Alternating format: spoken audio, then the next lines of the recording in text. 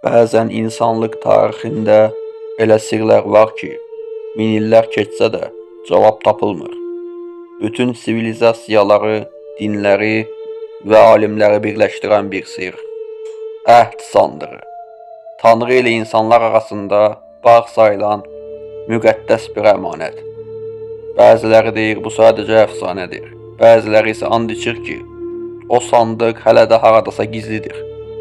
Amma bir sual var. Əgər o sandıq doğrudan da varsa, onun içində nə gizlənir? Bugün bu videoda tarix, din və elmin kəsişdiyi o sirli qapını birlikdə açacağıq. Bura Yasin Orucov kanalındasan. Hazırsansa başlayırıq. Əhd sandığı haqqında ilk məlumatlar Tövratda keçir. Musa Peyğəmbərə Sina dağında Tanrı tərəfindən verilən lövhələr, yəni 10 əmr, məhz o sandığın içində qorunurdu. Tövrat deyir ki, sandıq akasiya ağacından düzəldilmişdi. İçi və çölü saf qızıl ilə örtülmüşdü. Onun üstündə iki mələk fiquru, kerublar, Tanrının qüdrətini simvolizə edirdi. Qurani Kərimdə də Təbut adı ilə bu sandıqdan bəhs olunur.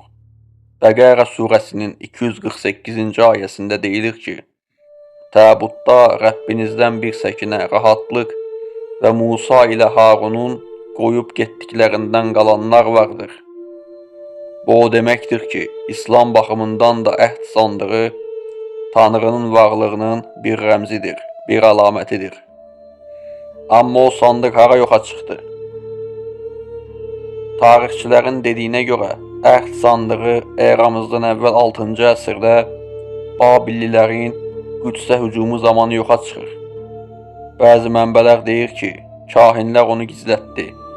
Bəziləri deyir, o Etiyopyanın Aksum şəhərindəki Maryam kilsəsində saxlanılır.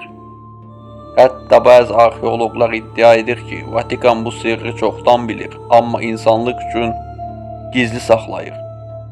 Maraqlıdır ki, tarixin hər dönəmində əhd sandığını axtaranların çoxu müəmmalı şəkildə yoxa çıxıb. Bəlkə bu sadəcə bir əfsanədir, ya da doğrudan da Tanrı tərəfindən qorunan toxunulmaz bir varlıqdır.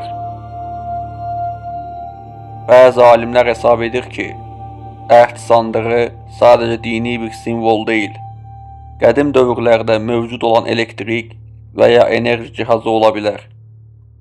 Qızıl material, içindəki müqəddəs lövhələr və struktur, bəlkə də o zaman üçün inanılmaz bir texnologiyanın izləridir. Digərləri isə o sandıq Tanrının enerjisini daşıyırdı. Ona görə də kimi izinsiz yaxınlaşardısa, həyatını itirirdi.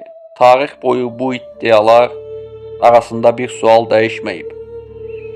Əgər əhd sandığı həqiqətən tapılsa, insanlıq onu qəbul etməyə hazırdırmı?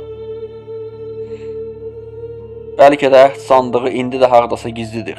Amma bəlkə də o artıq bir sandıqda deyil, insanların qəlbində gizlənib. Əgər Tanrı ilə əhd bir müqavilədirsə, bəlkə biz o müqəddəs əhdin mənasını çoxdan unutmuşuq. Hər kəs öz içində bir sandıq daşıyır.